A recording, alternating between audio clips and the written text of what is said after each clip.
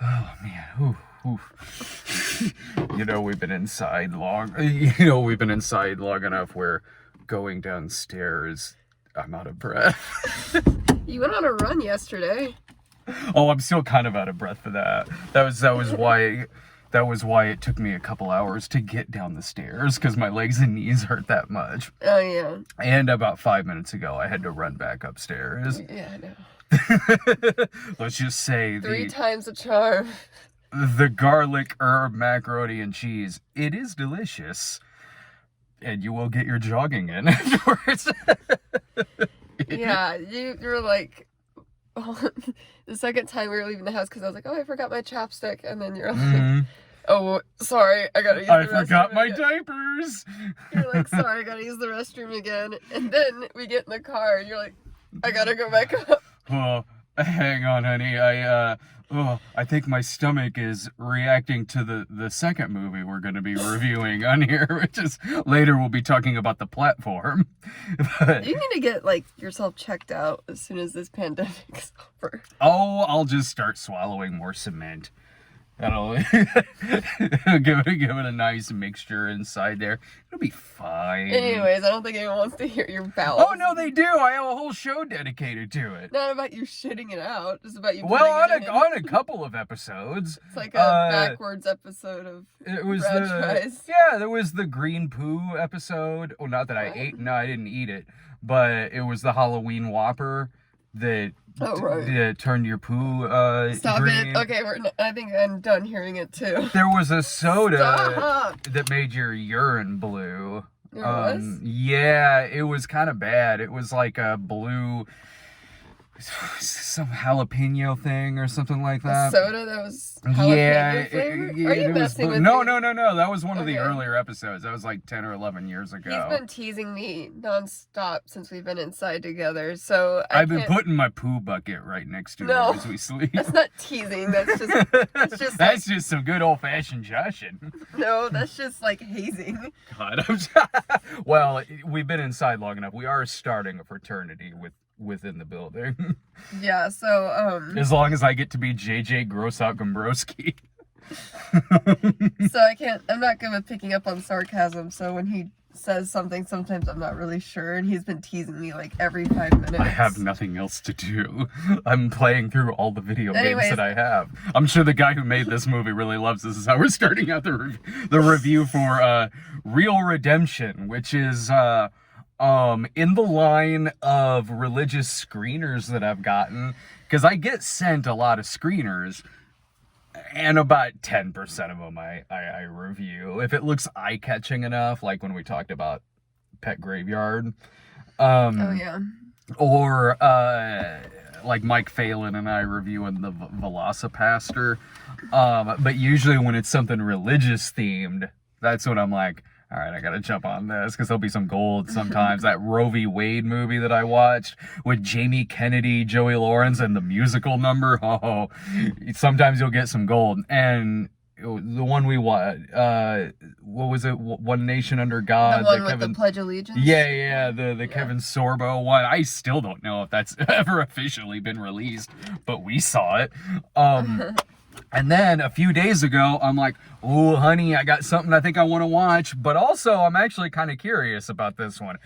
It's written, directed by, and narrated by a dude named Tyler Smith, I believe. And it's a documentary. It's a documentary made by a company, made by him, but through a company called, forgive me if I'm fudging this, I think it's like Faithlife or something like that. And the subtitle for it is just tracing the rise of Christian cinema. And seeing the title, I wasn't sure if that meant recently with like the wave of religious movies after like God's Not Dead got really big some years ago. I didn't know if it was going to be more modern or specifically focused on that. It goes into like the history of like film in general. Yeah, and like it goes as back as like the biblical epics. Oh, it goes back to the start of cinema. Yeah, like it does. And I think I might have liked this movie a lot better than you did. Okay, in the beginning of it, in the beginning, I was like, this is really starting to sound like a YouTube video, because there's no interviewing of people. It's just this guy, and I know you're friends with this guy, but I've never met him. No, not Tyler. This guy. Kevin McCreary? CinemaSins is who I'm thinking of. Sorry. Because the guy talks a lot like that throughout the entire thing. And I have nothing, whatever. I don't know that CinemaSins guy that you do. I know you're friends with him. But the way this guy talks, it's like an hour and 45 minutes of just that guy talking about film history. It's 86 minutes. Or I forgot how long it was. But it was just a lot of that. So the movie actually had a pretty big turnaround for me. So in the first 5 minutes, when it hit me that that's the kind of movie that it was going to be. That's how I felt too, yeah. Like, not because it's not... It's very much what this movie essentially is, like a long video essay. It's done in the same style that you'd see on a lot of movie history, movie essay channels. It's footage of movies with just the dude's narration throughout the whole thing. And it's not like a traditional documentary in any sense. If I knew that going in, I think I would have liked it more. But once I got like, okay, that's the kind of thing it is, I guess I kind of started to like it more. But... Any interview that was in it was all just like stock footage from like David A.R. White on the Bible Network or something like that, or footage of Alex Kendrick doing a sermon. So about 5 minutes in, I'm like, I think this is going to be the whole thing, and I was kind of expecting a different kind of documentary going in it. And at first, I thought the guy was really, really dry. Yeah, it was a pretty dry documentary. And it's a lot of information being thrown at you pretty fast at the beginning, that it wasn't hard to keep up, but I wasn't turning to you and really saying much because I didn't know if I'd miss a lot of information by just turning and saying a sentence or two. So at first, I honestly thought this was going to be a really, really long sit. But it turned around really quickly for me. Not that it changes its style. It doesn't. But about 5 or 10 minutes in, when I it settled me that that's essentially what we were watching, was like a 90-minute YouTube video. I actually really, really got into it. I honestly thought this got pretty entertaining as it went along. And the reason being is, one, the dude is insanely knowledgeable. Yeah, he knows what he's talking about with film. Yeah, and I was worried at first. In the first 5 minutes, I was like, is this going to feel like you're just kind of reading through like a Wikipedia entry? Mm-hmm. But no. Not only does this dude know the history of movies, religious movies, the rating system, but goes into it in pretty intricate detail. And it's showing all the steps that kind of led to like the Cecil B. DeMille movies from way back when, to the Omega Code style Christian action blockbuster type movies, to movies like God's Not Dead. And in doing that, it also traces back the history of the rating system and how that very much changed what kind of the kinds of movies that could be made, like back when there was just simply the code of conduct for movies or whatever, and movies had to have a certain kind of ending. Movies about anti-heroes had to have a certain kind of ending. Same with whenever it was factoring in aspects of religion. And then by the time the MPAA came around, and the different styles of movies that we would get after that, and what eventually would lead to certain kind of religious movies. It's it starts out with all these different things and kind of eventually connects them into here's how you got a movie like War Room or Courageous or God's Not Dead or things like that. So I was honestly pretty entertained by the movie. It's informative. Like, it definitely, yeah, it explains a lot. Like, it kind of doesn't, it's not too biased either. He's pretty... Oh. You didn't think so? Yeah, that's actually another thing I really liked about this, because I think it does come from a religious company. Maybe, judging from the name of the company that made it. I'm just guessing, so. I mean, it's definitely like, it seems like this guy most likely is religious, but it's mostly talking just about, like, religious film. It's not like... I thought the... Go ahead. No, I guess I'm done. What? I guess I'm done. No, if you need to go. No, I forgot what I was going to say. I guess I'm done now. No, Go ahead, Professor. No, I just lost my train of thought, so. Oh, it happens. Yeah. No, I actually did think this movie was incredibly unbiased. It's not... When it talks about, the controversy of, like, Last Temptation of Christ, or how certain people felt about a certain kind of movie, it's not really saying one way or the other if the movie is any good. It is just simply saying, this is what this controversy was, this is how certain people felt about it, and here's what defenders of this movie say about it. So when it shows people protesting something like Last Temptation of Christ, it's also showing what critics said about it and the good things about the movie. When it's showing how, you know, in the 80s, maybe some religious people were upset about the depiction in Footloose with John Lithgow protesting music and dancing, then it'll kind of show people in real life doing that very same thing. It has a sense of humor. Like, there in the documentary, I thought, like, it'll show clips from, like, I don't know, like The Simpsons. Oh, when The Simpsons parodied Left Behind, or Left Below is what they called it. I've never seen that episode before. I hadn't seen that clip either, and that was a really, really good parody. It does. Like Christian Driver or something. Because where it is very, very, very straightforward.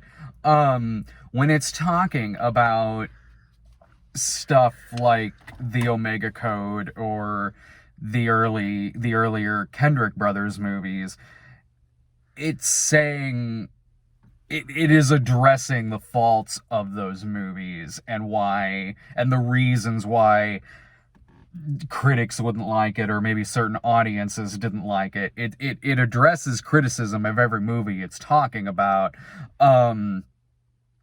while also showing why certain audiences go to those movies. And again, when it's getting into something like God's Not Dead or War Room or things like that, it's not the type of movie that's saying, well, this movie is good because of this. No, it's simply showing what made them popular, which isn't saying whether the movie's any good or not. It's just simply saying, this is why this happened, this is why this is popular for a certain audience, and also addressing, here is why they get bad reviews. Yeah, it's just stating the facts, really. It is still a dry documentary, but it was informative. No, it is. It is. I mean, like, there were funny parts, like when Alex Kendrick did his first movie. He's giving a sermon. Yeah, and he's like, I don't know, it is cheesy, and like I remember we wanted to stop filming, and then the next day they were wearing different clothes. And oh yeah, is that who you're saying? Yeah, where he was talking about they showed up with different clothes. I'm like, you can't do that. And he goes, I used to always say I don't like these movies because they're cheesy, and now here I am making cheesy ones. And then he's like, it's really hard, you guys. He's right. I mean, when I wrote Jesus Bro, I realized that was a parody. It's hard not to make it, like, even parody-wise. Are you gonna bring up how you... Oh, okay, yeah, I will. So, again, but it also, when the movie kind of wraps up, it's showing the reason why you got a movie like God's Not Dead, but also the reason why a lot of others came out afterwards that were kind of capitalizing on that, and how they all kind of have the same tropes, for better or worse. Here's why they have them, because it's a formula that worked audience-wise and box office-wise for these other movies. Yeah, critics don't like them, and a lot of them aren't any good, but here's why those are in all those movies, because people keep coming to a lot of them. And then it addresses how, in order to sort of fix a genre, you got to kind of do a movie that has a lot of those things, but is fixing a lot of the criticism towards them, like a lot of the bad acting, a lot of the cheesy dialogue, a lot of things like that. So then you start getting movies that certainly still have an element of cheese to them, because a lot of movies like this just simply will. But you have movies, but you're starting to get more movies like Breakthrough, or I Can Only Imagine. Even God's Not Dead 3 was way better than the first two movies. Yeah, that was the only one I saw, and I was like, I was just like, I don't care. Like, I like John Corbett. Yeah, there's still things I don't. There's always the cartoonish atheist villain. I mean, I guess it's kind of entertaining in that regard, but like I don't believe in what they're saying. I don't like what they're saying for the most part, because it's very black and white. There's always the cartoonish atheist, and John Corbett though in the God's Not Dead 3 one was. Oh yeah, he was humanized. He cracked me up too. He was a very three-dimensional character, which is rare when you see that with a character like this in one of these movies. That's a big difference between. What was the Steve Baldwin? Is that who it was? Stephen Baldwin. God's Club. Yeah. Ugh. Oh, where they throw Molotov cocktails at his house. Yeah, that stuff is insulting to atheists. But sure, because usually those are the only kind of representations of those characters in those movies. Whereas, like, when you have a lot of mainstream movies that maybe have a character that's a bad representation of Christianity, there is usually still characters of that faith in the movie that are a better representation of it, that address that this is wrong towards Christianity. Whereas usually when you have those evil atheist characters or something like that, that's what you got in those movies. Now, with that being said, they're my favorite part of those movies. Yeah, they're good for a laugh. I mean, there's things about the documentary where I was kind of like, all right, I see what you're saying, but when it's comparing tropes of certain genres, how slasher movies have their tropes, so do these movies. And that's true. You see the same type of cliches and wildly different, in all kinds of different subgenres. And your hands where I was kind of parting ways a little bit was when it said something like but critics are more likely to trash a movie like this for its cliches and not a set of sci-fi movies for their cliches, and it's showing footage of 2001: A Space Odyssey. And I'm like, I know, I was thinking that too. All right, dude. It's like, it's not that I don't see what ballpark you're in, how certain genres have certain cliches, but the cliches of these religious movies are what kind of makes them bad. Like the bad acting, the bad dialogue. Right. A lot of the really kind of hallmarky TGIF style humor in it. Whereas, okay, look, it really comes down to this. One movie is God's Not Dead, the other is 2001: A Space Odyssey. Do you need me to tell you the difference between those movies? Yeah. Well, I agree with you totally, but like the way he's presenting it, like it seems like he's just trying to make an argument that's a really weak one. And it is still like he's not really he's stating facts that are like, okay, yeah, but I can debate you on why these facts aren't right. Like, and you know, like if you want to compare like big budget sci-fi movies of that time to like the big religious Hollywood epics, that's a different argument. Sure, yeah, like, yeah, go for it. Yeah, like the Ten Commandments or like Ben-Hur, yeah, or something like that. But like, to say like, oh, but War Room.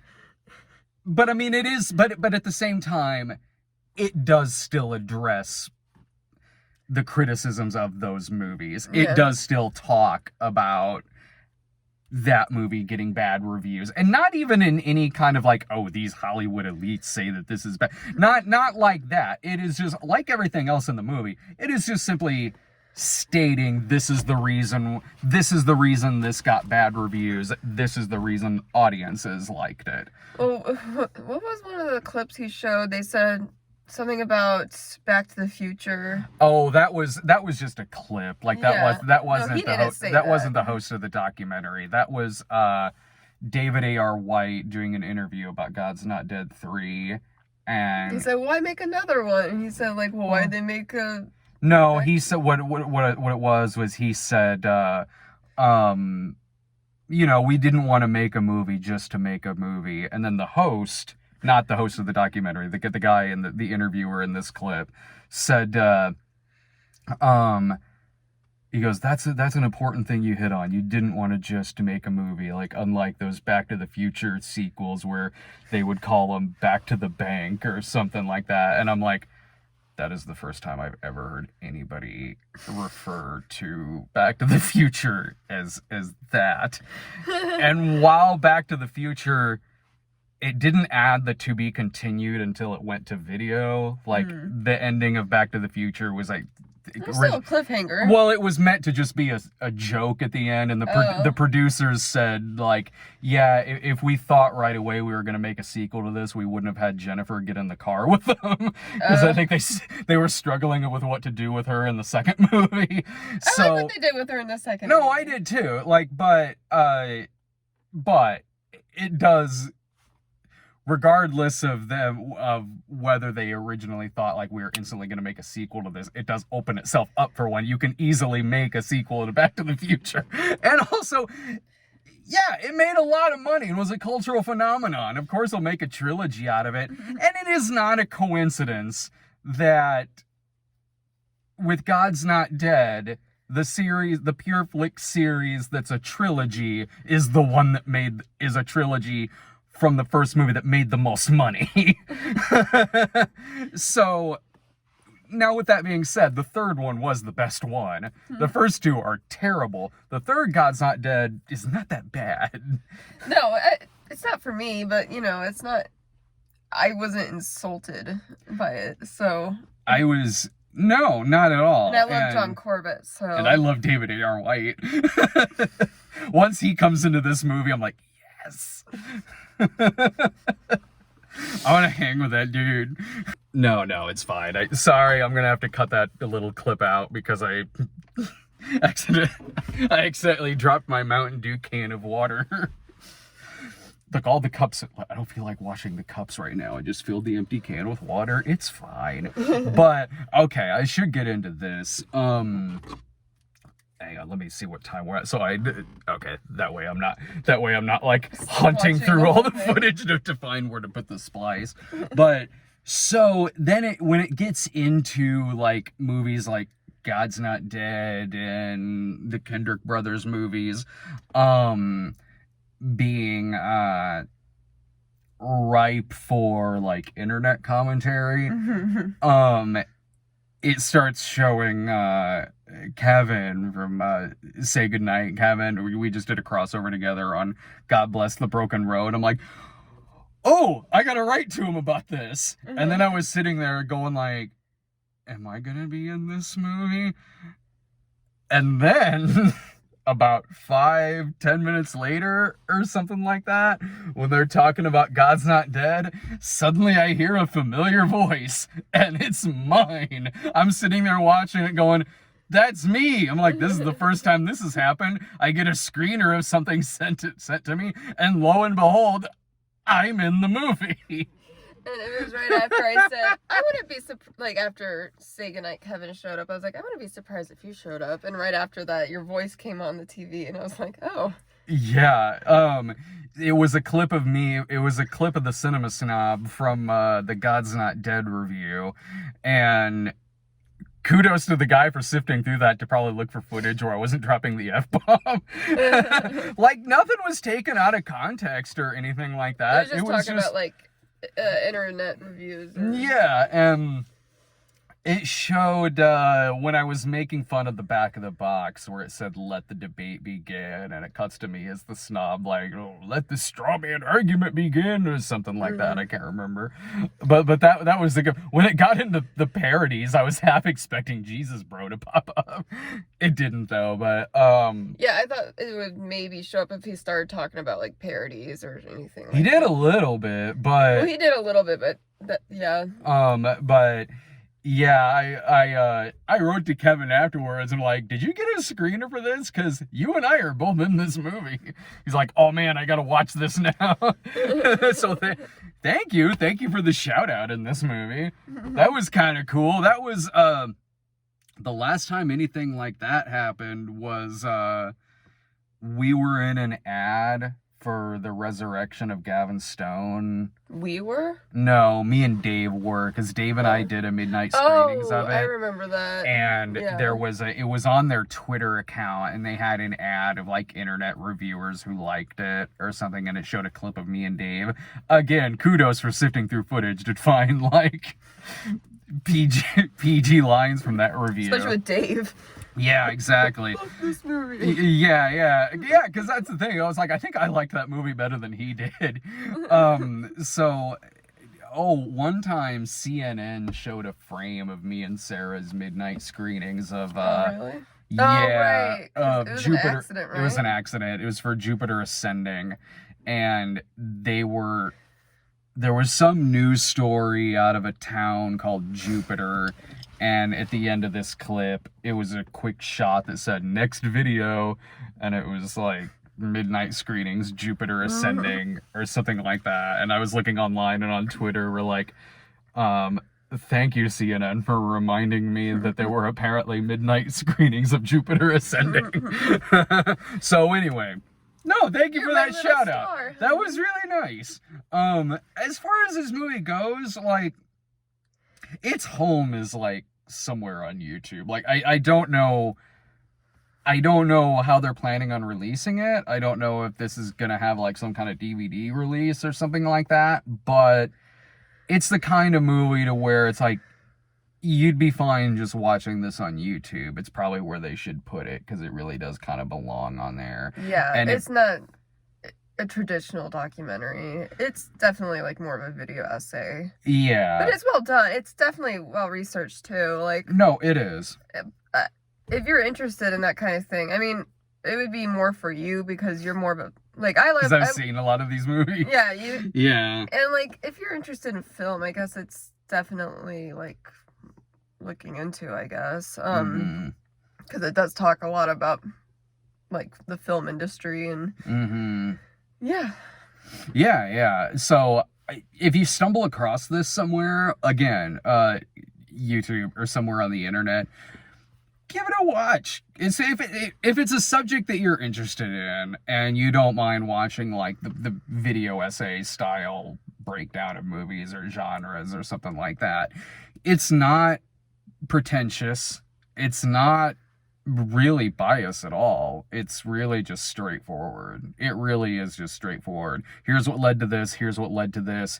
Here's why certain people like this. Here's why certain people don't. It's a straightforward movie.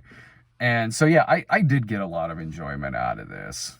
You want to take a break before talking about the platform? Yeah. No problem. I'm going to fill up my can of piss. Sorry. Thanks for watching, everyone. That's what I have to live with.